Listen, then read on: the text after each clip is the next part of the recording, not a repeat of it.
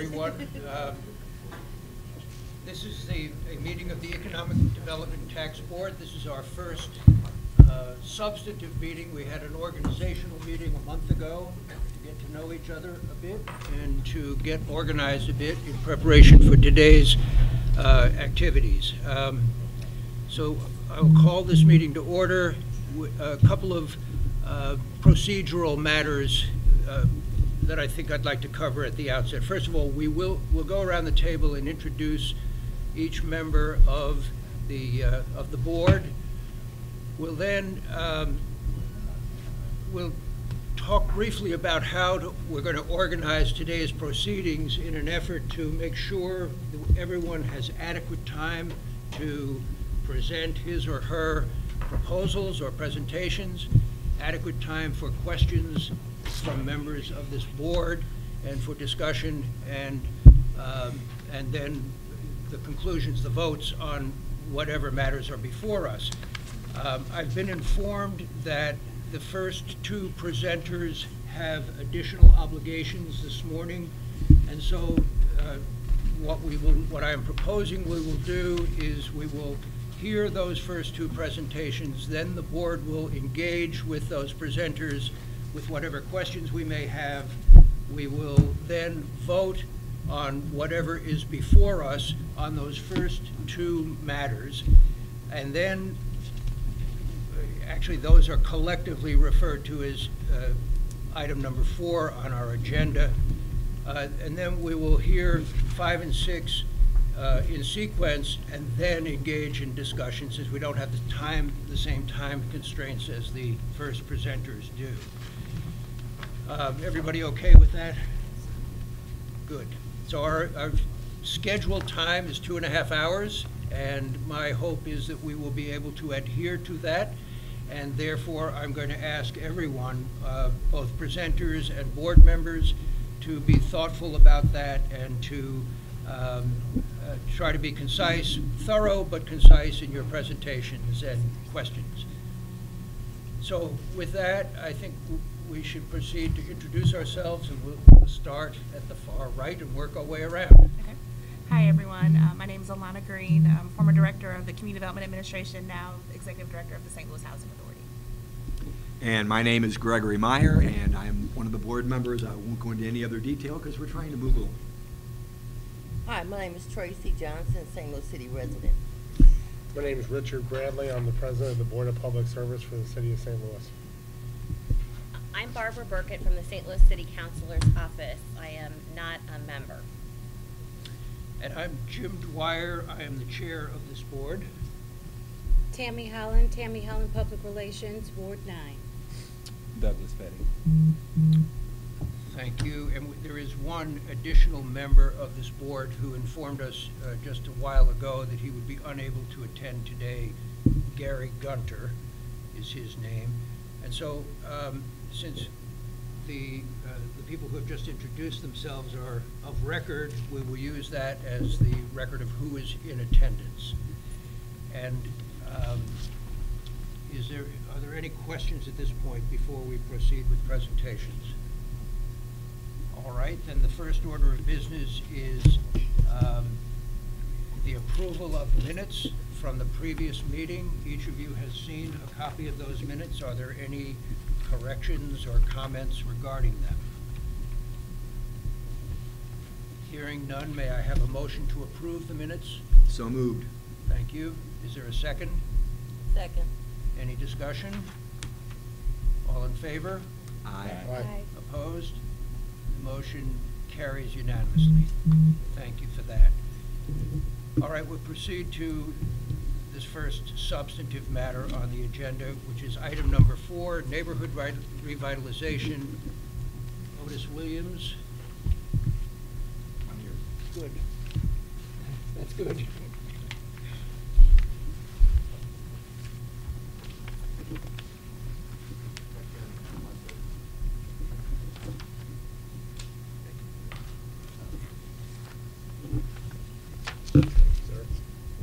Everyone hear well enough? Yes.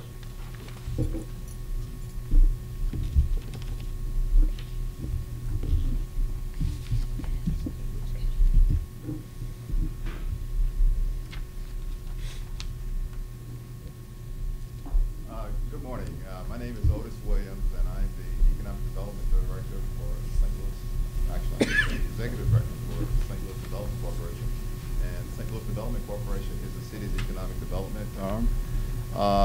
And our focus is on business retention, attracting new businesses and helping businesses expand. And the purpose of it is to try and provide resources or taxes, if you will, to support all the services that are required by the city. And so our goal is trying to attract more jobs, ensure that the jobs that we have here are retained. And in order to do that, we feel at this time that we need to conduct an economic development strategy plan.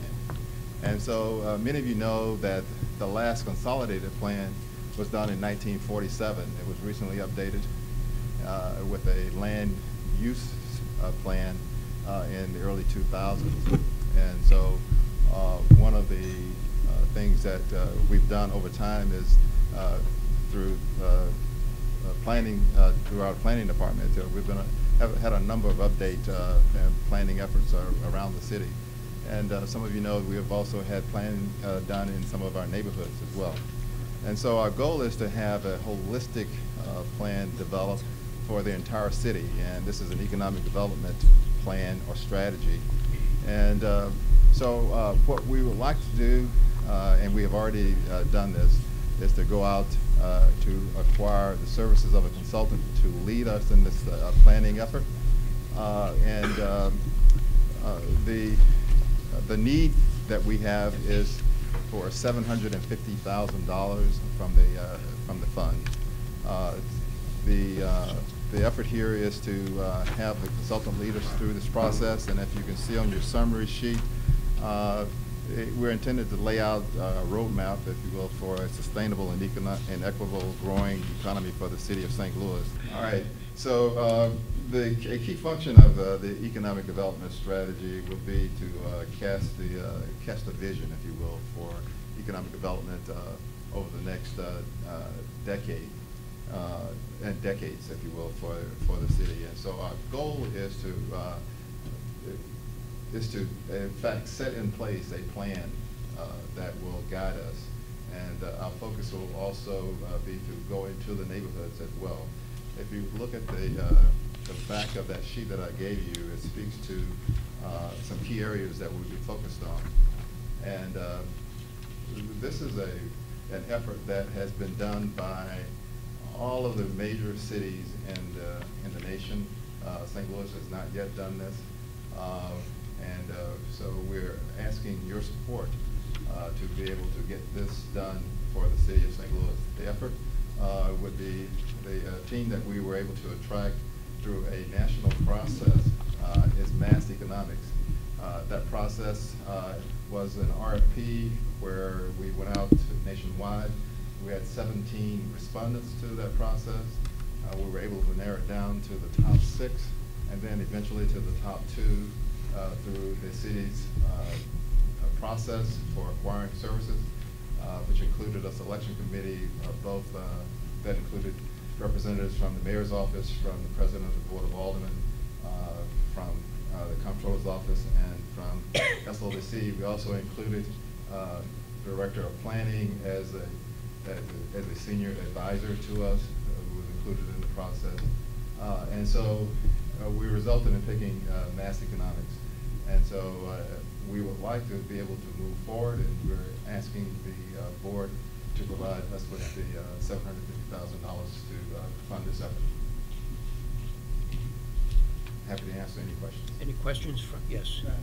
Not a question, Mr. Chair. I would just like to speak on behalf of Mr. Williams. I've watched this process over the last year or so by sitting on the TIF commission. So I would say to come to this place is great to see where they are, to take this step to be a lot more objective without anyone suggesting that something is tilted. So if we could, just from sitting and watching and knowing, and you all being my peers now, I would like to fully support what he's asking. Thank you for that.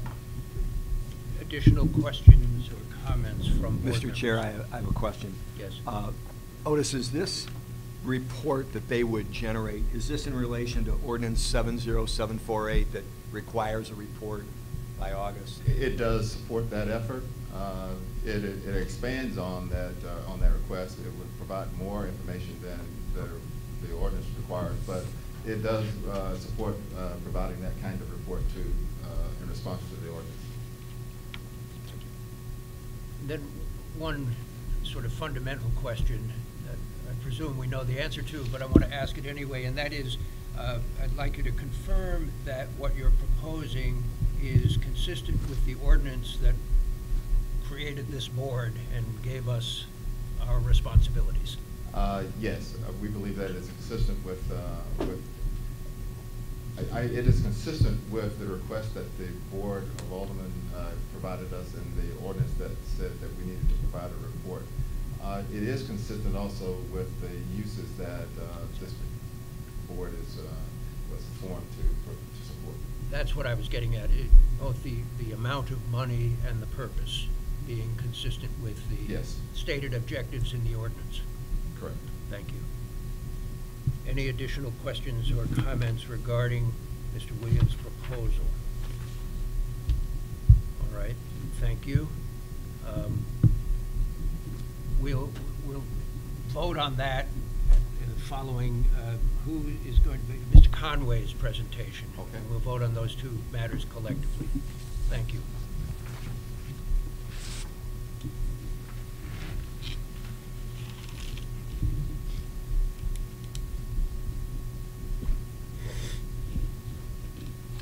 Good morning, all. Good morning. I'm Steve Conway, and I'm Mayor Cruzen's Chief of Staff. And I know that the mayor is very appreciative that everybody, Jay and everybody, has put this together so that we can begin to put these funds to work for their intended purpose. We have two requests that are directly related to the neighborhood revitalization. One thing that we found historically in the city of St. Louis is that neighborhoods with neighborhood plans are more successful.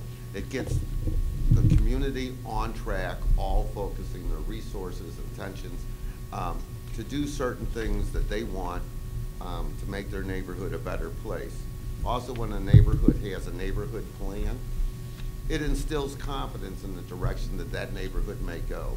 And it gives them the capability to actually go after grants, go after private entities, to help supplement the efforts that they're trying to do to improve their neighborhood. So the first request there is for $250,000. And what that will allow us to do is to hire 3 community development planners, one half of a city planner executive, and then one half of a graphic designer. And the intent here is to have the planners start in 3 neighborhoods and do 1 neighborhood each at a time, and to get this process going. I've been through a couple of neighborhood plans in my ward over my life, but it is to engage the community and to get the input so people have buy-in to the neighborhood plan or the community plan is a process that takes at a minimum 6 to 9 months of ongoing communication with each of the neighborhoods. Over time, we plan to do all of the neighborhoods in the city of St. Louis. So that first request that I have this morning is to fill those spots consistent with this ordinance. And Mr. Chairman, if you'd like, I can answer questions about that part or go on to the next. Are there any questions of Mr. Conway regarding the first proposal for planning and urban design services in the amount of $250,000? I have a question. Yes, ma'am. What 3 neighborhoods initially will have access to the community development planners first? I can't make that announcement because it hasn't been officially decided, but I have to take that back to the mayor and Don Rowe, the people who are in charge of planning here. But we haven't made a determination. I've worked with a couple of neighborhoods, and there's quite a few. I've got Penrose, O'Fallon. I have a lot of neighborhoods that are on the cusp of actually turning around that, the people that are experts in this area will make the final decision on the first 3 neighborhoods. But with 3 planners, we're thinking that we can start 3 and then 2 months later start 3 more. So we want to be able to accelerate this and get through this as many neighborhoods as we can in the next 24 months. So it would not be out of the range to get maybe 10 to 12 neighborhood plans done in the next 2 years. Thank you. I do understand that you are not at liberty to share what those to share which neighborhoods will be selected for those planners. But again, could you explain your criteria for how you will choose where those 3 initial planners will go? I don't have any written criteria. We know where the greatest needs are. We have identified, I know that there are identified resources in a number of neighborhoods. And and we're not, I don't want to give away the neighborhoods. I can't do that. I have, you know, I know there's 1 or 2 neighborhoods that are in depressed areas of the cities that actually have begun this process. And if they have those resources in place, we would like, you know, we'd like some immediate successes. Thank you.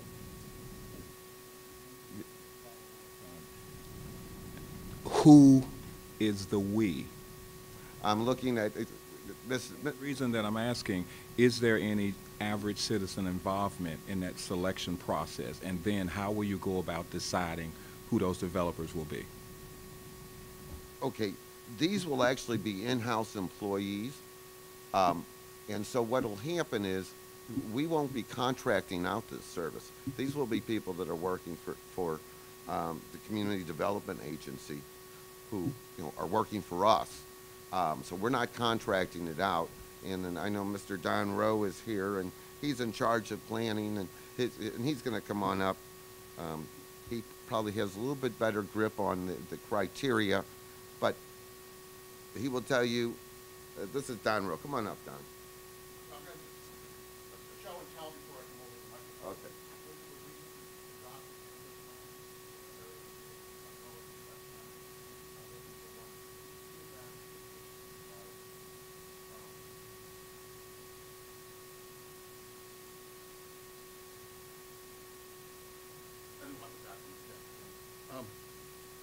So as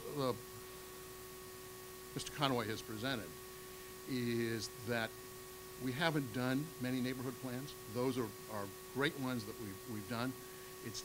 Those are the cumulative total of our neighborhood plans over the last 4 years. The criteria is, as we're looking forward, is working with the Community Development Agency, because the Community Development Agency also, through HUD rules and regulations, has money to spend in neighborhoods. It has criteria that it needs to follow in using those funds. Through this effort, we'll have some additional funds to leverage the community development federal block grant funds. So in the answer to the selecting of the neighborhoods, there's a little bit of a pent-up demand, of course, to be working in these neighborhoods. And second is there's, as Mr. Conway said, is there is Which one is going to work here? hello? Hello? Test. Test. Oh, good. Hello. So the part of the selection process is going to be beginning with the Community Development Agency in terms of using data, criteria, status of where neighborhoods are. One of the things that we find is, especially in jump-starting this, as Mr. Conway has said, how many years have I called you Alderman? 28. 28. Is to realize that community participation and community organizing is important. So some of the initial ones are going to be ones where they've done some good community organizing to begin with, so that we can go in and do a robust citizen participation growing on that existing efforts and organization. As we roll into doing more, then we'll also be prepping more to be able to come and have our services. There's also, in our earlier looking at this, there'll be data that will be used to influence what is going on, or what is going into the selection process. So is there a checklist of exact criteria at the moment? No.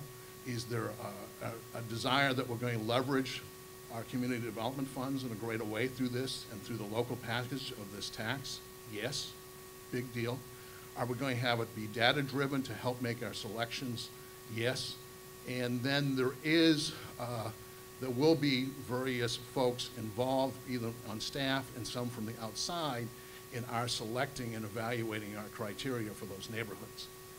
Once those neighborhoods are selected, we, the planning agency, with these funds, will have planners to work in these neighborhoods dedicated. We will have some resources elsewhere within our department, and we'll use some consulting funds to do some of those extra things that are sometimes needed in a particular neighborhood based on need. For instance, sometimes there's neighborhoods where there's a component that we don't have in-house expertise. Often that is about the marketplace, either for commercial or residential.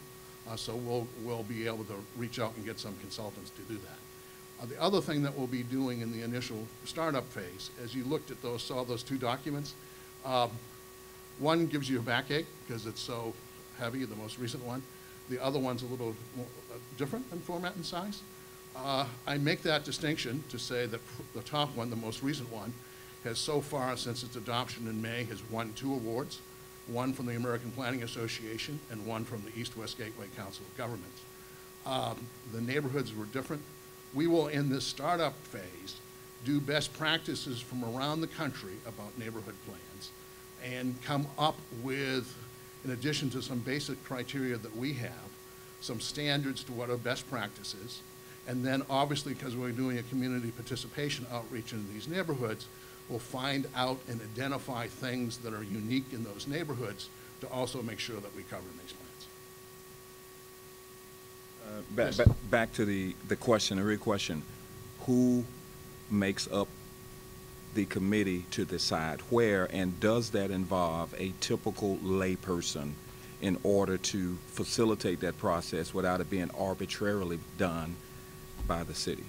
And that is indeed part of the Community Development Agency's process to feed to me, or feed to the planning agency, where to deploy. And they have a history of all things that they've been doing lately of involving either professionals or development professionals and neighborhood professionals in making their decisions as to what they make as recommendations for funding, or in this case, recommendations for neighborhoods for us to work on. Then could I suggest, even as you go along, that there is a need to have the typical voting person, someone, a representative segment of the commission that decides these things. They need to have a voice at the table. But how will you go about determining that? And I'm not trying to really beat this down, but don't want us to walk away without having some clarity. All I can do as a clarity at the moment is give you that we're going to do our best practices that we've established. The Community Development Agency has been following a new set of guidelines to be very participatory as to how they make the selections. And we'll work closely and bring this back to the Community Development Agency in the selection process. And I can add, we're going to do every neighborhood in the city, not in the first 2 years, because like I said, when you look at the reports, they're time consuming. The whole goal is with the programs that the mayor has started is to address the vacant properties, and also and then do the demolition. You know, conceptually, what we're trying to do is organize our resources, whether it's through vacant properties. In many neighborhoods, it could be a vacant property, it could be a crime issue.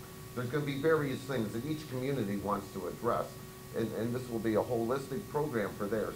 But the mayor is targeting the neighborhoods where we can put the most resources and have the greatest impact on people's lives as soon as possible. So anybody's input will be there. But I can tell you as an alderman, there's 89 neighborhoods, and all 89 neighborhoods want to be first in the city of St. Louis. But as Don says, what we're going to do is target our resources where we can have the greatest impact in the greatest period of time. And like I said, I'm going to have 3 planners, but they're not going to be working 40 hours a week just on one neighborhood. Once we get this process or the ball rolling down the street, they'll be able to have 3 or 4 on their plate in various stages, so that we look forward. Okay, I put a lot of pressure on how much work we want out of them, but But this is very important to us. I think we recognize how important it is to get these plans so that the neighborhoods, you know, the people that live in those neighborhoods know that they've come up with the plan, they've worked on it, they have buy-in, and this is where they want to go. Comments? In the legislation that established our board, there's some fairly specific direction in terms of the selection of neighborhoods and things like that. Now, it mentions bonus points, it mentions various organizations that would be involved. So as you were putting together the proposal that's before us, were you looking at those and saying, okay, here's how they meet those stipulations? Yes. So as what you've seen from me that's been distributed, very carefully looked at those and understood those, and understood those to be in the body of the work that particularly the Community Development Agency will do to be objective and getting input and selecting neighborhoods. And when we talk about things like there are some that are in different stages than others. Obviously, if they're in a stage that's very helpful to expedite the process, they'll, in essence, get some bonus points. But that's going to be part of the input from the Community Development Agency to Planning and Urban Design in consultant with us to get the first ones in particular and ongoing and how we go and attack the 79 neighborhoods in the city. I just know in looking at this, it seems like they're mentioning a lot of different components that are supposed to be considered, like, you know, the city's most recent HUD consolidated plan, and whether or not a neighborhood's within a half mile of the north-south Metrolink proposed alignment, proposals that include peer neighborhoods. So I mean, it looks like they're very detailed in terms of what they're asking us to direct money toward. And those are all sound planning principles for where you organize, begin, and leverage. So I have one question or one comment, I'm not sure which it is, but what I kept hearing in response to Mr. Petty's question about priorities is the theme of neighborhoods that are already geared up in some way, whether there is a neighborhood organization that is active and effective, or a body of some sort that can speak for the community, I gather would be an important criterion for determining order. Is that fair? It's not exclusively that, but that would be, as Don said, you know, when you look at planning and we want to get the program moving, first of all, I have to hire the people just to even do one. So that's what we're here for today. But they're going to look at the criteria. Part of the problem is that the hiring process here in the city is long and slow. So we have to begin this process as soon as possible to get the people on board to do it.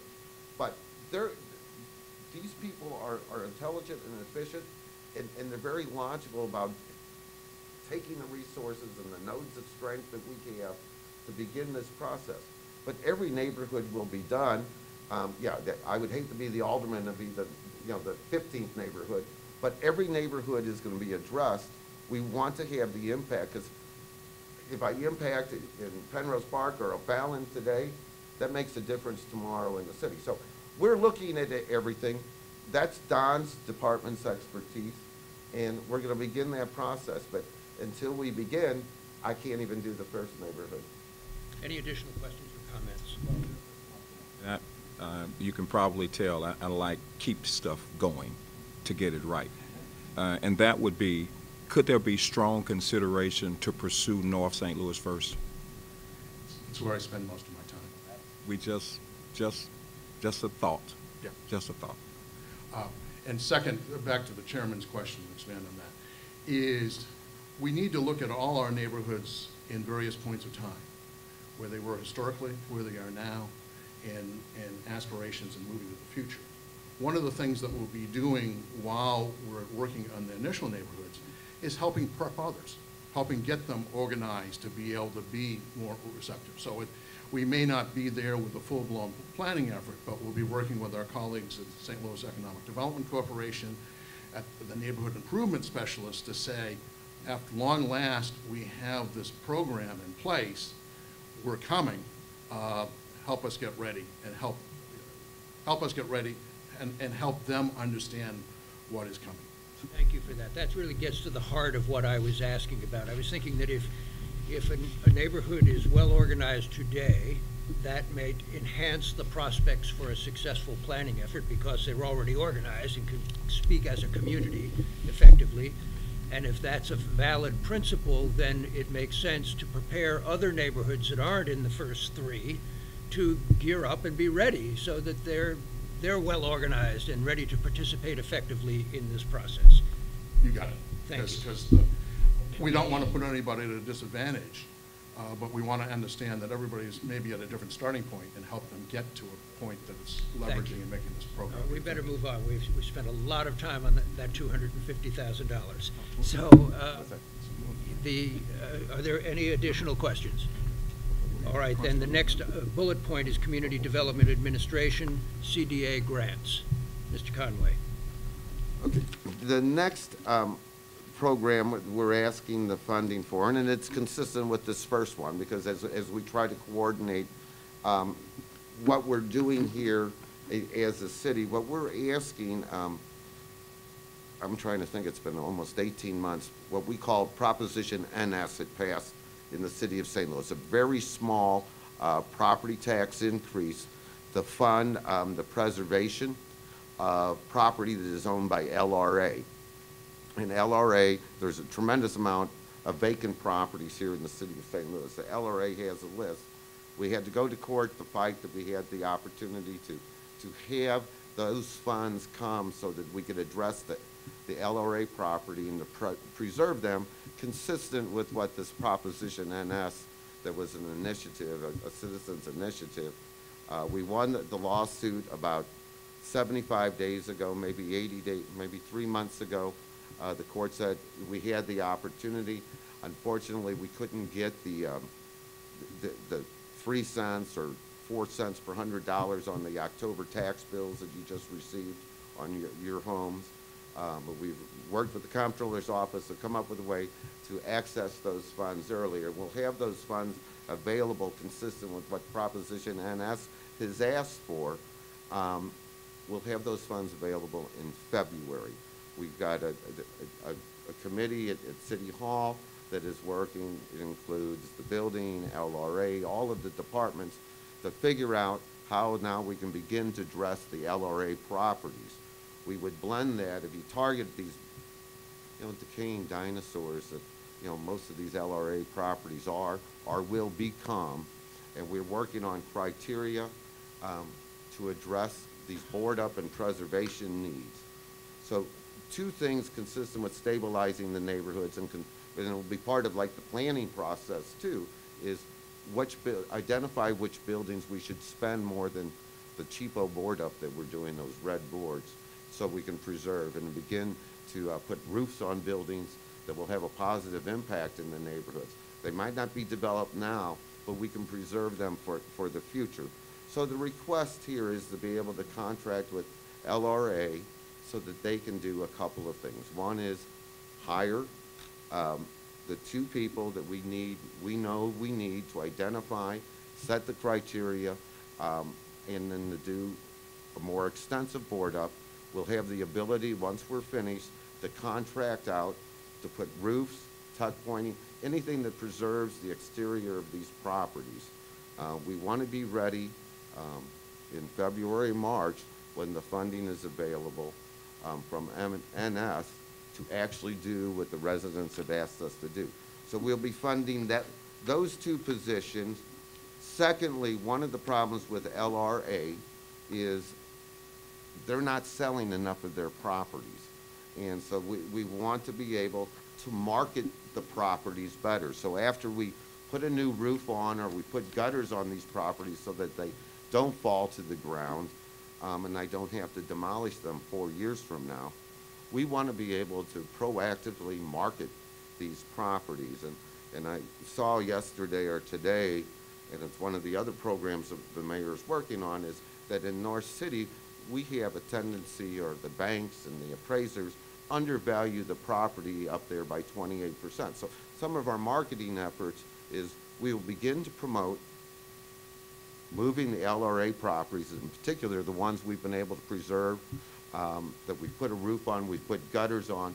There's limitations on how much we can spend on each property within that Proposition NS. So a couple of things we have to do. We have to identify the properties, especially the ones that we can make the quickest impact on, that will have the greatest potential future impact on that community. And that we'll also work harder to market the properties that LRA has and get them out of the LRA's hands. I mean, they're way better when they're in private hands, generally, than when they're in the city's hands. So that's the request for that $250,000. And again, this will all be coordinated with some of the efforts we've done with demolitions, and you can see we've accelerated the number of demolitions. And I mean, some people take, okay, well, we're up to 440 demolitions this year. We do have to demolish, but that's not where I want to be. But if we can preserve these properties, I can keep them from coming into the demolition line going forward, but we can also preserve them to preserve the historical architectural characteristics of these neighborhoods. And those will be the criteria is, you know, we'll do better board ups, and then we'll identify with building inspectors, you know, to do a roof, to do the gutters, to do the tuck pointing, do the steps, do each of those things so that those buildings and the community on the block, if you live on a block with one of those properties, you will know that that property is being inventoried properly to be restored at some point in time in the future. Thank you. Questions? Did you put a dollar figure behind that? 'Cause when we're voting, we're going to be voting on money. Right, and I think Jay or Todd has that for you, but the total package there would be $250,000 again. All right, the reason I'm asking is that the sheet that I have indicates larger amounts of money, and I just want to make sure that when we are considering these proposals, we're authorizing or endorsing the appropriate amounts. Right, and I know that Todd is there. There are two smaller, there are, right, so. All right, that's the And there's difference. a little $50,000 grant alongside. This is the 1.550. Got it. All right. All right. Then fine. Steve needs to talk about that. Okay, thank you. I need to talk about, Mr. Walterman. Grant. Okay, that one, Stand up and talk about it. She put this together when she was working for us. And actually, I'm going to recuse myself from vote because of that. well, and that's fine. We will have Alana talk about that, well, because you know it better than I do, Alana. Oh, boy, I'm not prepared, but okay. You can speak to it. Right, but within this, I can tell you generally, within this, you know, what we want to do is do the grants into the neighborhoods as soon as possible. And I know that Alana had worked with this, and probably with Noel Pfeffer that wrote up these points or the objectives at some time ago. I will give Alana the microphone. Thank you. I wasn't prepared to talk at all about this, but so a part of the ordinance is the neighborhood revitalization piece, which talks about a couple of different things and a couple of principles that HUD is really pushing cities to do more of, rightfully so. One being targeted, place-based investment, community engagement, and leverage. And so that's what the CDA grant piece is all about, getting out into the communities, helping residents better their own communities. And so the plan would be to offer competitive grants to particular neighborhoods, so in conjunction with planning and design, who will be working on planning grants for selected neighborhoods. CDA would then come in and fund projects in those areas. So they won't just get a plan. Hopefully they will get a bigger investment in the community. And it would also involve working with residents to help with decision-making. So they will be a part of the selection process for these grants. So of course, you know, CDA, PDA are experts in the field, but we don't live there necessarily. So we want to include all of the residents in the process. So that's essentially it. Any questions about that? Everybody okay? All right, thank you. Thank you, Mr. Chairman. And the one positive thing is that this is only for 1 year. The beauty with the propositions is these taxes will come every year, and we will come back next year, and we'll have the ability to demonstrate what we've accomplished in each of these requests. Thank you. Thank you. So, is there anyone else who wishes to testify in connection with item number 4 on our agenda? Hearing none, then I will ask if there is a motion on the first presentation, City Economic Growth Strategy Report, Mr. Williams' presentation and request for $750,000. May I have a motion? So moved. Thank you. Is there a second to that? I second. Second. Thank you. Is there any further discussion? Hearing none, I will call the question. All in favor of the motion to approve signify by saying aye. Aye. I would suggest you might do a roll vote on that. You want me to do a roll call? Yeah. All right, the council is suggesting we do a roll call. So we will start to my left. Tammy? Aye. Aye. Aye. Aye. Aye. Aye. Thank you. Do you recuse? Not from the Oh, SODC one, I'm just sorry. from the CA. All right, so good. So that is a unanimous aye. The motion passes unanimously. Thank you. And then I think for simplification, well, we'll take the second bullet point, planning and urban design dash planners. That is the presentation that Mr. Conway made and that Mr. Rowe supplemented in the request for $250,000. May I have a motion on that? Mr. Chair, can I ask a procedural question? Yes. And perhaps Barb would be able to answer this. On some of these, can we ask for previous role? Is that? Well, we have no established bylaws as yet. So I probably, out of an abundance of caution, I would do a roll vote. Okay. That would be my opinion.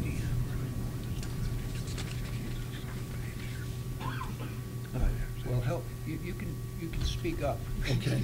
Listen, we're all new at this, and we're working our way through, and we're going to get it right. So we'll take whatever time it is required to make sure we understand what we're voting on. Okay, Till, I could, when we put the planners together and the economic development strategy report and the neighborhood planning consultants, it winds up being a $1.61 million ask. 1.61, and that provides for the planners, us to hire planning consultants to work with the planners, the economic development strategy report you heard Otis talk about, and it provides the people to do the NS stuff to stabilize the buildings. So the real request here, if we go back on that last ask, is to approve this 1.61 to do that, and then there'll be a follow-up request for the 1.550 million, which is the CDA grants that go out. Okay, that's what's been discussed so far this morning. So I would ask that you would consider that under 2. All right, so help me break that down into these 3 bullet points. So the first 2. This is, everybody has the agenda, so with the first 2, City Economic Growth Strategy Report and Planning and Urban Design. That amounts to the 1.61 million, $1,610,000. And the third request is your $1,550,000 for a total on number 4 of $3,160,000. And that is consistent with the information that you provided in our initial organizational meeting, which was presented on a spreadsheet that we all saw and I think has been circulated subsequently as well. So thank you for that, Todd. And that 3.16 million is what has been collected in the year and a half that's passed that you guys are looking at today. Thank you. Thank you. So any questions or comments about that clarification? Well, sure, there's a question in that original motion may needs to be amended. Yes, exactly. So, thank you. So then, if we amend it to include both components. I'll second that. Speak up, please. If we do combine 1 and 2, I will recuse myself from both because the planning department piece talked a lot about CDA, just for transparency. All right. We had 2 simultaneous seconds. Does Member Holland also agree to? Yes. All right, good. So we have an amended motion, and that motion is, who was the author of the motion? I was, and we would accept the part 1 of neighborhood revitalization, because we just say it's 2 parts rather than 3. The motion is for part 1, which would be the economic growth strategy and the planning and urban design. In the amount of $1,610,000. Yes, yes. Thank you. I'll second that. And we have a second, Mr. Bradley. All right. That should be enough discussion, I hope. Is there anything more anyone wants to say on that matter? And I'll call for a vote on the amended motion, which has been seconded. All in favor, please signify by saying aye. You want me to do the roll call? If you don't mind. All right, I am being advised once again to do the roll call. Tammy? Aye. Aye. Aye. Aye. Aye. Aye. And a recusal. All right, thank you. And then the third bullet point, the Community Development Administration, in the presentation that we just heard, and the request there in the amount of $1,550,000. May I have a motion on that? So moved. Who? Thank you. Thank you. Is there a second? I'll second. Thank you. Discussion. I'll call the question, and we'll do a roll call. I'm learning. Tammy? Aye. Aye? Aye. Aye. Aye. Aye. And your recusal again. Thank you. All right. So the bottom line is that the requests have been approved in the aggregate amount of $3,160,000. Thank you for all of that. We'll now move to item number 5 on the agenda, workforce development. Dr. Pritz.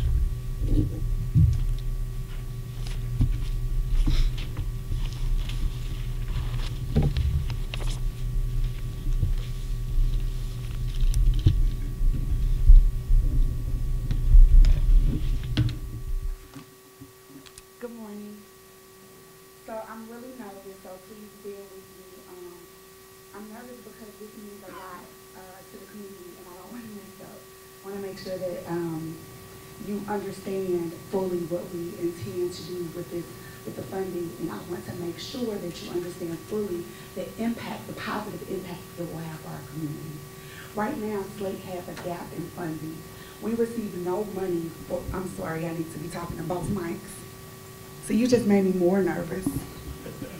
Okay, so right now, SLATE receives no funding from the city of St. Louis. We are totally reliant on state and federal funding. And there is a true gap in services. We have to, it is our responsibility to expand our services to our communities and neighborhoods, our disenfranchised communities. Right now, I have with me our team here at SLATE that works endlessly throughout the day and night to increase the overall collective consciousness of our community through education, resources, and job opportunities. With that being said, we need a person to do a data analysis because we have to know where our community is right now with the data. We have to be able to analyze that. We have to be able to analyze the neighborhoods that we need to go into. And we plan to use, work with our partners at our public safety partners, Judge Jimmy Edwards and the Chief of Police, and all the wonderful statistics that he has with crime, because we know that crime is a direct correlation to lack of job opportunities. So we plan to strategically work with our partners at the Promise Zone. Thank you so much for being here, Ms. Erica Henderson, because we know we can't work in silos. It has to be a collaborative effort. We have team members represented here from, we have an office down at Circuit Attorney's office. Thank you so much for being here, because we know that when people are coming out the system, they need education and job opportunities. We have people representing our Clinton Peabody housing project, because we know right now 42.7% unemployment. That's unacceptable in that housing project.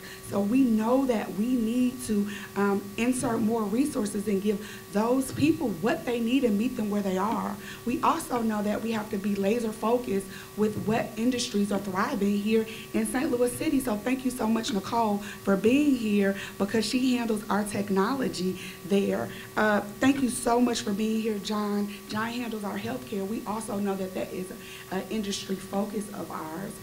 From the state, who handles all of our state funding, that will work in collaboration with this funding. Thank you so much for being here, Ashaki, and Deonda handles our performance. We also understand that workforce development can't happen without employers, so I appreciate you, Ken, Sonia, and Ms. Brenda Mangrum, for being here with me to support these efforts. And again, we don't work in silos. We make sure that our partners across the city, across the state, as well as in our own organization, is a part of this planning process. I appreciate you, Rebecca, who runs our MWA program and helps our citizens who are on TANF. I appreciate you for being here, because we know that we have to truly skill them up and give them living wage jobs. Did I forget any? Director of Logistics? Right, did I forget anybody? And of course, Vicki. Raise your hand, Vicki. I appreciate you for being here, because she's my money person. She's our fiscal manager. So you make sure everything is right. And Joy, of course, I did not forget about you with our youth. That's very important. So there's a true collaborative effort that we have going here.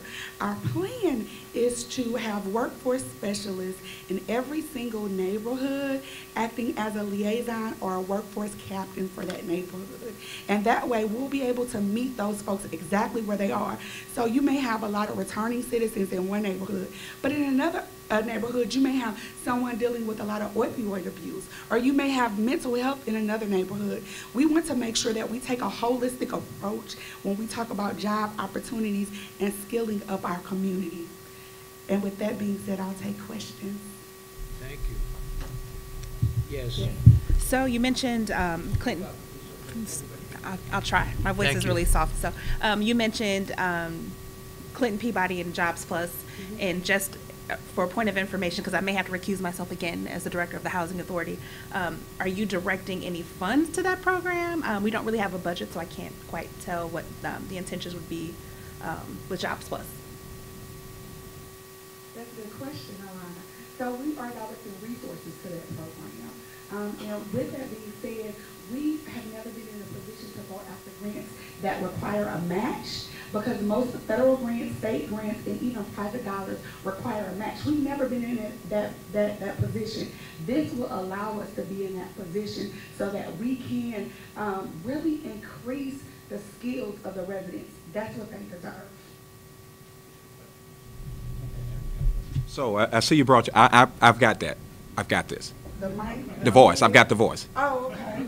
So we're good. Okay. So actually, I noticed you brought your Army with you. That's good.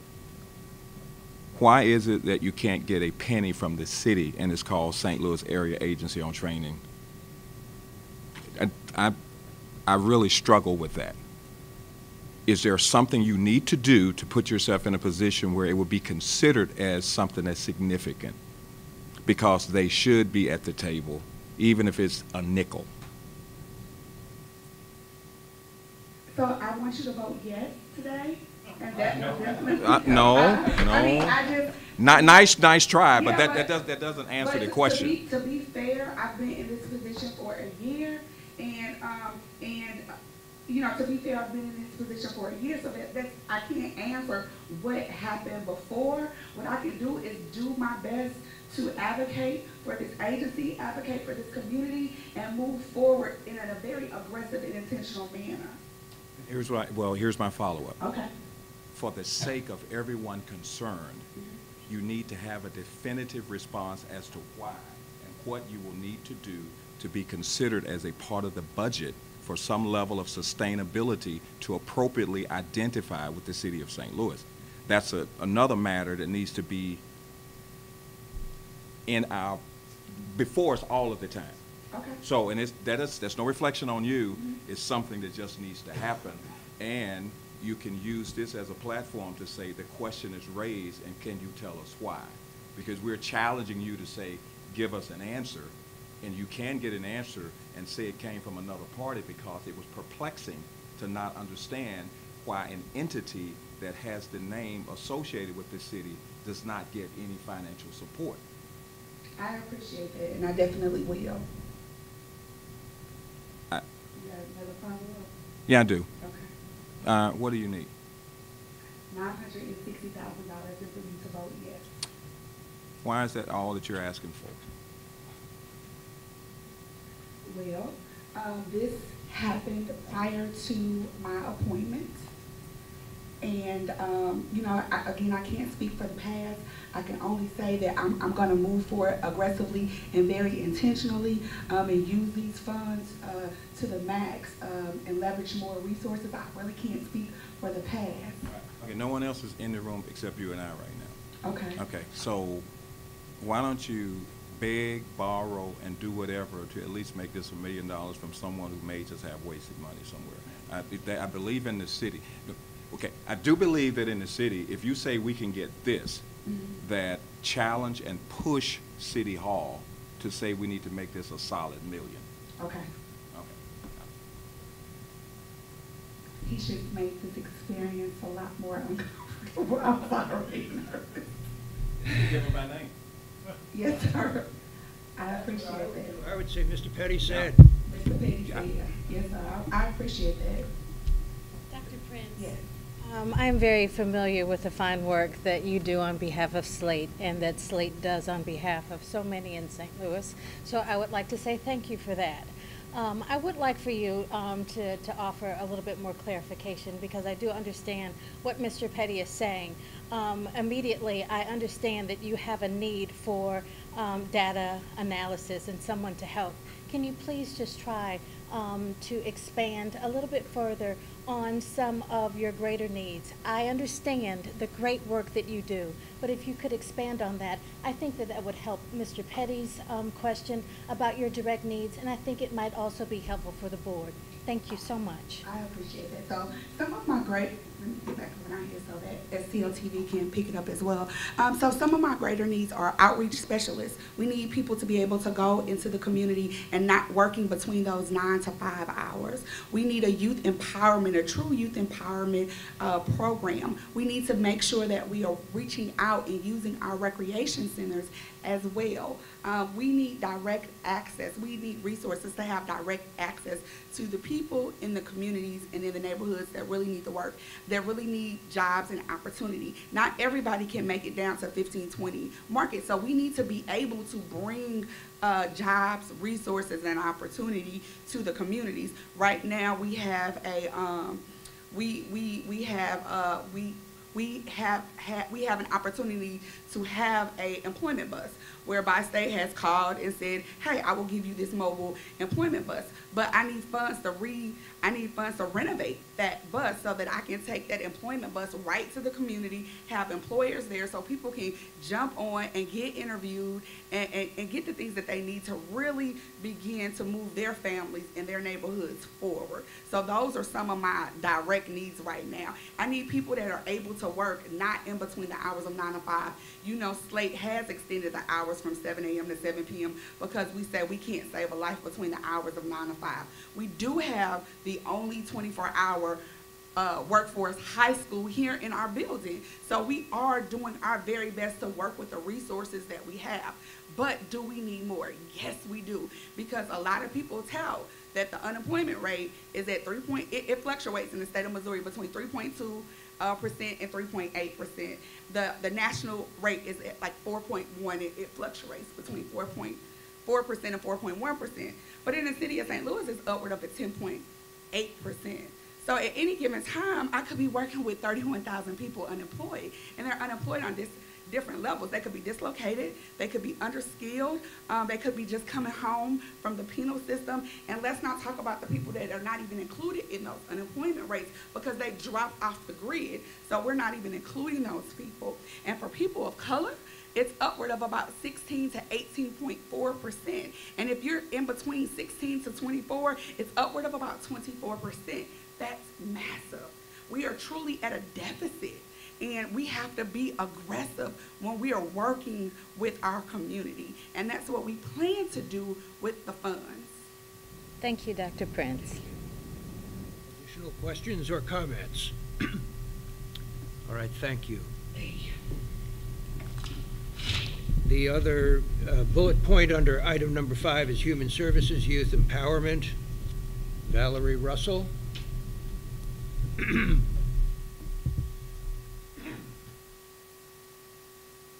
morning. Valerie Russell, and I'm the Deputy Director.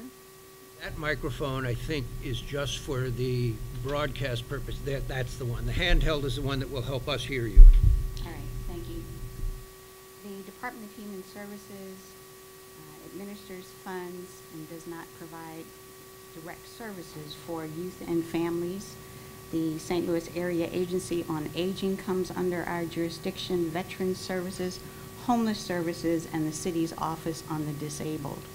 I am here today to discuss the youth empowerment activities, and I believe you have a handout in front of you, which is a draft, an envisioning statement of what it is we hope to do with the funds that you may approve today. The Department of Human Services, under the board bill, is charged with providing funds to award on a competitive basis for youth summer employment, recreation programs, scholarship programs, and other educational supports for city youth pursuing vocational, technical, and secondary education. What we hope to do with those funds is to seek proposals on a competitive basis from a broad array of institutions, organizations, businesses, and others to implement 2 to 3 year pilot projects. Those projects would focus on summer work experience, summer jobs, summer academic and creative camp courses, year-round after-school and weekend exploration, learning opportunities where professionals in their field expose youth, both high school, middle school, persons 16 to 24 years old, for youth development, career exploration, and training opportunities. There's a list of areas that we hope to secure concept papers as the initial step for seeking these types of services. I believe that what we're going to propose is something that's currently not being done in this area. And so the process that we will utilize is to release an intent to apply and seek concept papers from various entities in the field, youth serving agencies, institutions, other programs that currently exist so that we're not reinventing the wheel, instructors who may have summers available to provide exposure and training in different areas. If you look at the document that was provided to you, we hope to provide the services and make certain that we demonstrate the sustainability of the projects, and one way to do that is to build upon the coordination with city departments and services to ensure that the city provides input and structure to the ongoing implementation of these projects. We don't want to do things in a vacuum. You have SLATE here who deals with employment and training. They will be a part of this process and planning. Others examples are the Mayor's Office on the Sustainability, Park, Recreation, and Forestry, Operation Brightside, the Department of Health, SEMA, the Water Division, the city's ITSA agency that deals with computers and information systems, neighborhood stabilization, Department of Public Safety, fire and police, LRA, etc. What we hope to do is work with city departments to ensure that their goals and objectives for ongoing programmatic objectives and potential future workforce needs are being addressed within the context of the career exploration opportunities and learning modules that will be funded. We will invite educational institutions and existing local initiatives to participate in various aspects of the planning and implementation and invite them to bid on the provision of programs. We will implement community engagement to ensure that we have buy-in from youth, young adults, parents, and neighborhoods, working with CDA and others who are already going into those areas for planning purposes. We will ensure a competitive bidding process takes place. We'll provide opportunities for existing and new service providers to work on the short-term pilots and longer-term activities to be developed. And we will ask for innovative ways and methods in the RFPs to be carried out by those entities. The outcomes that we hope to achieve are to enhance opportunities, success, and healthy development of city youth. We want to build the intellectual capital development of youth who are willing to work and live in St. Louis to ensure the city's growth. We want to work with businesses, employers to demonstrate a willingness to help with future workforce development. We want to coordinate with city departments and other community-based organizations to successfully carry out the projects that will be implemented, and hopefully that they will help add staff and other help to facilitate the activities long term. We want to focus on other key objectives that have already been put into place, specifically the Mayor's Office City Sustainability Plan, which has over 100 objectives dealing with both economic development, workforce development, quality of life issues. The Department of Human Services would provide oversight, administrative oversight, and monitoring of the subcontracts. We currently have a budget of a little bit over $26 million for the programming in the areas that I discussed earlier. The services for aging, those are all federal dollars. Some of them are state and local foundations.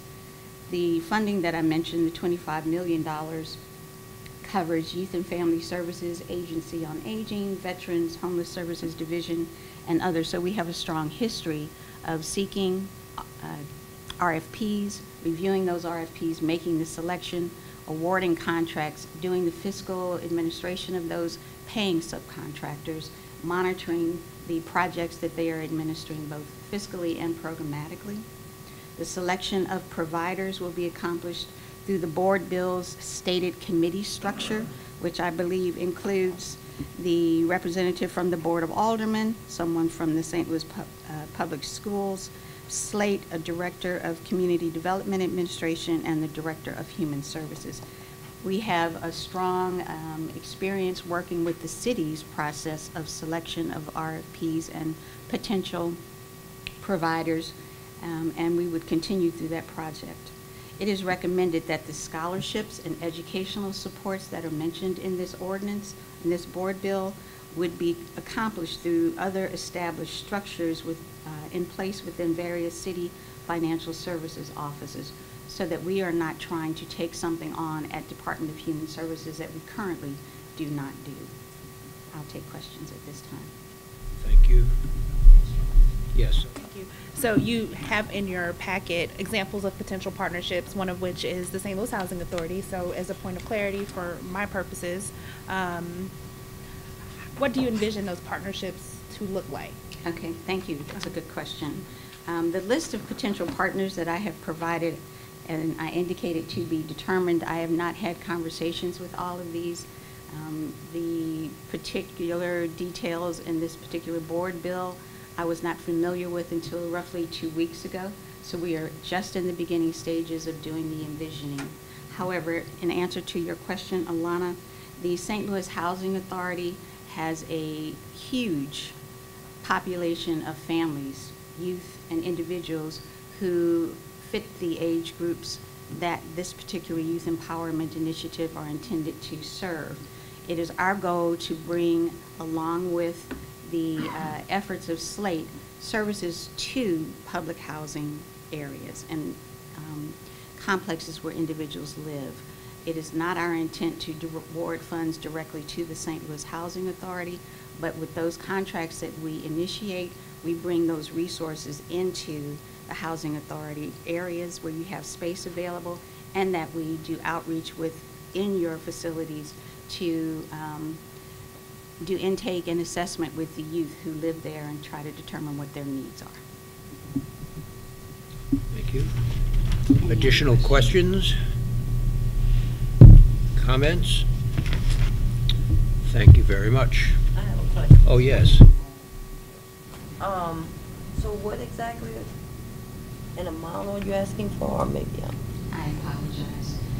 We are seeking $2.2 million, the funds of which we would utilize over a 2 to 3 year period of time as an initial pilot to make certain that we hone the types of resources, we do an evaluation of whether or not they're working, and that we're moving people through to the intended goals of career exploration and jobs. So again, say the RFP process, there is not currently a document in place. So we need to do some planning to work with the individuals who are listed here, as well as the city departments that I mentioned, to find out what it is that they have available, what recreation centers are available, how can those be used, etc. The $2.2 million would not kick in as a use of funds before the summer of 2019. That will give us an opportunity to release the request for concept papers, meet with the intended review committees, make a determination of what we want to try as the first year pilot, etc., and then move those things forward. Additional questions or comments? All right, thank you very much. You're welcome. So that completes the presentations under agenda item number 5. To recap, the first presentation, the SLATE presentation by Dr. Prince, the request there is in the amount of $960,000. The presentation that you just heard, as you just heard, the request is in the amount of $2,200,000 for an aggregate of $3,160,000. Again, that is consistent with the information that was provided to us in our organizational meeting a month or so ago. And therefore, I will ask if there is a motion to approve those requests. So moved. Thank you. Is there a second to that motion? Second. Thank you. Any further discussion? I do think just, I appreciate all of the opportunities that are coming to the Housing Authority through these contracts, and I think just to err on the side of caution on behalf of the organization that I now work for, I would like to recuse myself from this vote. Thank you for that. All right, so I will call the question, and again, we will do this in the form of a roll call. Tammy? Aye. Aye. Aye. I'm sorry you started voting. I just have one quick question Yes. before we start voting. Go ahead. Between Human Resources and SLATE, are you asking to vote for both of them? Yes. Simultaneously? Yes. Is that a Okay. problem? For me, it is. I have a question regarding SLATE, and we're moving a little quickly. The SLATE request seems a little bit disorganized in terms of what they're asking for. They're asking for a lump sum of money, but what exactly do you all plan to do with that? There was no clarity for me. There was just, well, we want to do this, we want to do that. Is there a plan, written plan in place? How exactly is that going to be spent versus the other presentation? All right, so we will pause in the voting process. We know where we stand. We have a question that is important, and I'm confident you are prepared to respond. I can tell just by looking at you. Sure, so we are going to, we're going to hire a data analysis. We're going to hire outreach specialists. We're going to use $200,000 as leverage funding so that we can bring more funding for jobs and resources. That's how it's broken down. And so the report that I gave was how we're going to use the data analysis manager that it proposes, as well as the outreach specialist, the workforce specialist, when I talked about the different workforce captains in the communities and neighborhoods. So it's for personnel.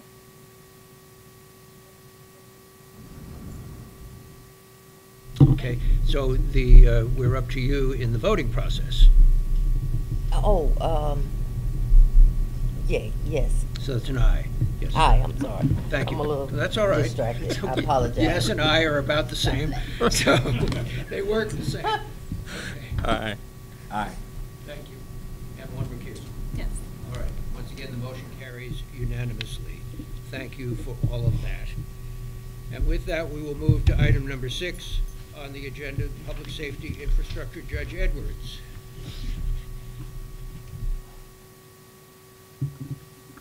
Good morning. Thank you so very much for the opportunity to make this presentation on behalf of the Department of Public Safety. The ask that I have are 3. First, I make a request for $100,000 to enhance the mass notification system within the city of St. Louis. I will pause and allow Gary Chrisman, who is the commissioner, to give you an overview of the notification. I will come back with an ask of $500,000 for license plate readers for the city of St. Louis. And finally, I will make an ask of $2,560,000 for a public safety answering point. We call it PSAP, and a 911 upgrade.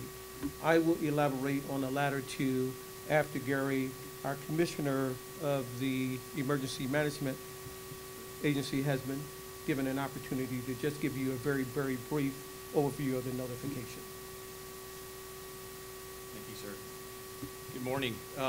Quick brief on what we're looking for as far as a mass notification system. We're looking at a platform that would both deal with our in-house capabilities to notify our employees per department, and then also overall. We're also looking at that platform to be able to do notifications to individual buildings. So we would be able to set up a notification system for 1520 Market, City Hall, the court buildings, the police department, and what that would give us ability to do is everybody that's in that building would receive a notification in the event of a active shooter or some other natural disaster that's impacting just that building. As I said, it would also give each department and agency the ability to have a platform for their employees to be able to do notification if they're closing early, if they have to notify those that are in the field, if there's a snow emergency, or other things that would impact just their organization. The big part of this is an external notification to not just those that reside in the city or work in the city, but also visit the city for sports events, tourist events, those type of things. That platform would give us the ability to notify them in the event of an all hazard, a man-made event or natural event. These platforms come in text notification, cell phone call, email, and then also to landlines within inside of the residents and also businesses within inside the city. It also gives us another platform that is called IPALS. It's the Integrated Public Alert Warning System. Everybody knows that system by the Amber Alerts. Where you get the Amber Alert, you get it, your neighbor gets it, everybody in the room gets it. This platform will give us the ability to notify everybody within inside of the city of St. Louis that's attached to one of the cell towers in the event that there's either a natural or a man-made event that we need to notify those not just residing and working in the city, but also visiting the city itself. Right now, we currently have a free platform that only gives us the ability to notify those that have signed up to it. The mass notification system that we're looking at also reaches out and pulls information from the phone companies, the cell systems, and also the residents to build that platform for us to be able to notify everybody in any type of an emergency. It also gives us the ability to do a geographical area. So if we have a hazmat, or we have a boil order, or we have something that's pertinent to a neighborhood, we can draw a polygon around that neighborhood, and that alert would only go to those residents or those businesses in that area. That's not a capability that we have right now, which would enhance us. We also have the ability in this mass notification system to set up a non-emergency platform if we wish, that we would be able to notify residents of other individual services that are either impacted by disasters or that we're offering it at a point in time inside the city. Along with the response side of that, one of the capabilities that we don't have right now, other than social media, is during a recovery effort, is being able to notify all of those that have been impacted by that disaster of where resources are, where shelters are, where they can register with the Federal Emergency Management Agency, where they can get services from Human Services or Public Health or other provided services that we offer during that type of recovery mode, depending on that emergency. So the platform for a mass notification is both internal for all of the departments in the city, external for all of those that reside, play, work, and visit the city of St. Louis, both in the response capabilities and also in the recovery side of things. So I know that's quick, but I offer any questions right now. I have Yes. concerns about nuisance texts that are not that are non-emergency related. Can you? I know that you briefly mentioned it. So can you please offer clarification again about those particular messages that will be targeted to certain areas or sent?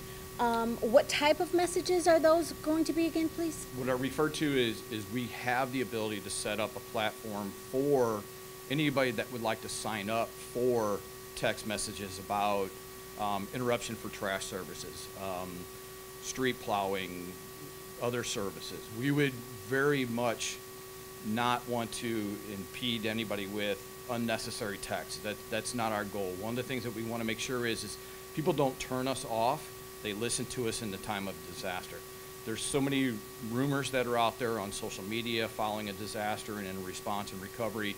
The last thing that we want to do is people not to rely on us. So those nuisance texts would not be part of our platform. It's only for emergency and recovery, but if we would like to set up that other platform, people can sign up to get that information. But we don't want to duplicate something that's already out there. We know that we have Nextdoor, we know that we have Twitter, we have other services, but that's just an option that we can look at for this platform. Absolutely. Questions? Thank you. Thank you very much, Commissioner. We need to become more technology wise. We need to be a smarter city. This gives us an opportunity with respect to mass notification to do just that. PSAP. PSAP is proposed here today. We certainly wish and desire your support in the amount of $2,560,000. What is PSAP? PSAP is a public safety answering point. More directly, it is a new 911 call center. It would be located at or near Jefferson and Cass, right behind the fire department headquarters. What it would do, it would consolidate the 911 system that exists, or systems that exist. We have a 911 system that exists for fire and EMS, and a 911 system different that exists for the police department. They're located in 3 different areas, or 3 different locations. There are 39 call takers total. I believe that if we consolidate 911, the benefits are faster 911 call taking, less opportunity to be put on hold or receive a busy signal, improvement in the trust for first responders, improvement in safety, improvement in delivery, in the saving of lives. Cross-training, one operating policy, and the ability to cross-train in order that we are more efficient. This is long overdue. We need to be more responsive to the citizens of the city of St. Louis when it comes to emergencies, whether it's for police, whether it's for fire, whether it's for EMS. Those folk being in the same room with the exact same responsibilities will enhance public safety in the city of St. Louis. I believe in, and I don't vacillate about equitable policing and equitable resources all over the city of St. Louis. The license plate reader is, for those of you that are not familiar with the lingo, they're the blue and red cameras that you see throughout the city of St. Louis. It allows police officers in our real-time crime center to follow stolen cars that have been reported. It helps with investigations. The request is for $500,000. The cameras are about $6,000 a piece. Currently, there are 43 LPRs in South St. Louis. There are 55 LPRs in the Central Corridor, and there are 28 LPRs in North St. Louis. I believe that that's wrong, and we need to fix that.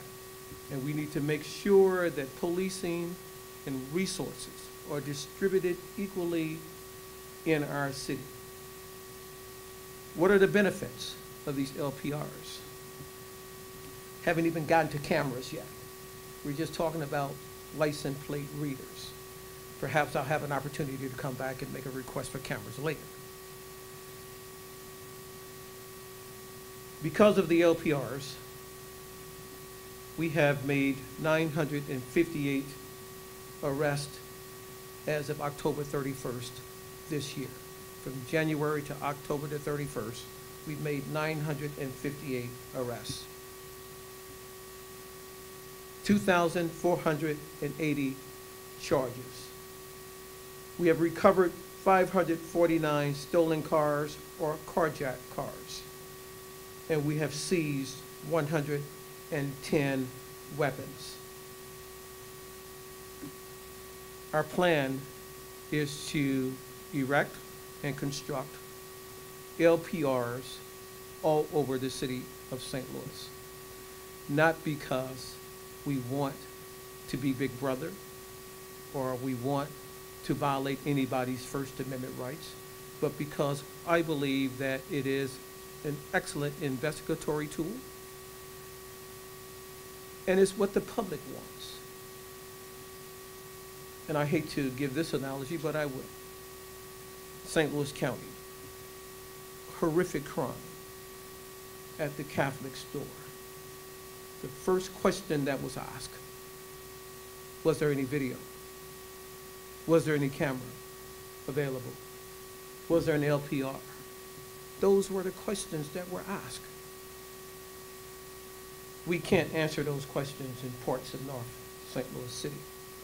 We certainly cannot answer that question around the Riverview Circle. We have no electricity up there. We have no LPRs up there. We have no cameras up there.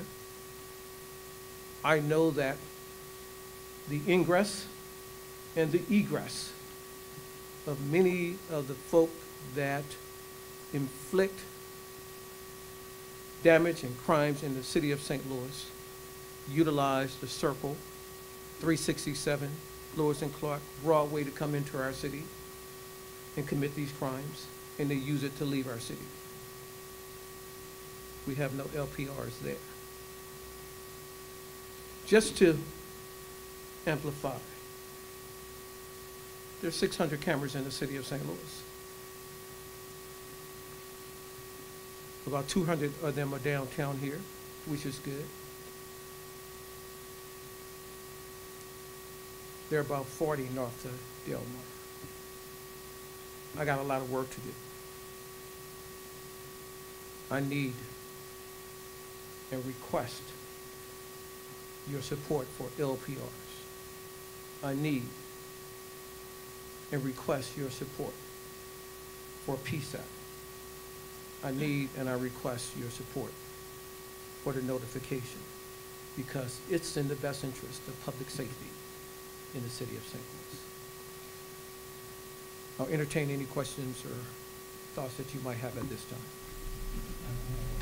How long is it going to take you to come back to make the request for the camera? So that's You guys meeting next week? Mr. Chair, I have a question. You mentioned a $6,000 cost. Yes. Does that include installation, having the does not. fiber present? It does not.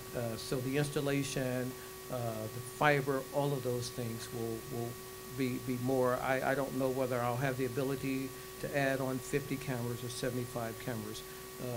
And those costs are not included. Well, they are included in the $500,000 amount, but I haven't been able to determine how many camera or LPRs I'll be able to put up. The assumption is, check me on this please, that there is a strategic approach to this and that the hottest spots will get the greatest attention initially. Is that fair? You know, I don't like hotspot policing. We have issues all over our Change city. my question for me. Yes, yeah. I know where the crimes are occurring. We know the routes. We have the analytics. We have the data, and so we will address those areas where we believe that it will give us the most use. For example, one of the areas that we have to have a camera is on the Tucker, turns into 13th, as you come off the highway right there at Cass. That camera has yielded over 100 arrests, has provided LPR information coming off the highway, and it has helped us resolve a murder, actually caught a murder right there. So these are very important investigatory tools. They act as deterrents as well. And so we're going to have to become smarter than the criminals. And right now, I'm not sure that we are. Additional questions or comments? Thank you, Judge. Thank you very much. So I will be happy to entertain a motion on the judge's requests in the aggregate amount of $3,160,000 for the three elements he described. Could we double his amount? No, that's okay. So we We'll have an opportunity yeah, okay, we need to do that. add to it, Okay, but not all right. today. Okay, all right. I would just mention, I'm sorry, I would just mention that we also have funds through infrastructure, so those funds might be available for placing fiber in putting fiber in place and doing some of the work that would then allow the cameras to go in. Make a motion to approve. You're welcome. Is there a second to that motion? I'll second the motion. Thank you. Is there any further discussion? Hearing none, I will call for a roll call vote. We'll start with Tammy again. Aye. Aye. Aye. Aye. Aye. Thank you. Unanimous vote in favor to adopt that motion. Want us on this one, you know. I was given a brief. I said, are you going to vote on this one? Exactly. Is there any other business to come before the board today? Any comments or observations from anyone representing the, oh, yes. Yes, absolutely.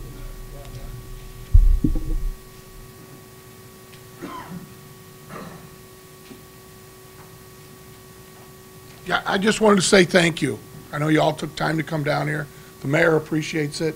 I want to make good on our promises from the first meeting that we're going to share with you guys. We're not saying bye-bye for a year. Okay, you're going to see a lot of actions. You're going to see the judge place some cameras out there. You're going to see this money go on the street, and we'll provide you updates as this goes. The next step is this will move into E&A in December, If we get their blessing, we'll share with you the results of that, so you know. And then, because this is new money and it's kind of a weird schedule, we're going to ask you to come back in March or April to look at FY20 money. So you have another quick chance for another large sum of money.